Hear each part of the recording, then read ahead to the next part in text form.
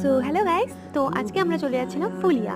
তো অ্যাকচুয়ালি যাওয়ার কথা ছিল শান্তিপুর রাজ দেখতে, কিন্তু সেখানে যেতে না পারায় আমার মনটা খুবই খারাপ হয়ে গেছিলো। তাই বরমাসে আমাকে নিয়ে চলে যাচ্ছিল ফুলিয়া ঘুরু করতে। আর আমাদের সাথে ছিল আমাদের খুব ক্লোজ ফ্রেন্ড বাবান্দা অ্যান্ড বাবি। সো আমরা দাঁড়িয়ে পড়েছিলাম একটা এগরোলের দোকানের সামনে, কারণ বিকজ আমরা খুব ছিলাম ক্ষুধার্ত।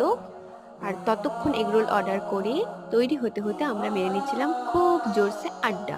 দেখতেই পাচ্ছ তোমরা, ফাইনালি আমরা এগরোলটা পেয়ে গিয়েছি এবং বাবি তার মুখ ঢাকছিল বিকজ ও খুব লজ্জা পায়, বাট আমি নির্লজ্জ। দেখো, দেখতেই পাচ্ছ আমি খেয়ে নিচ্ছি এগরোল। তারপর দেখো বর্মশাই কি করছে।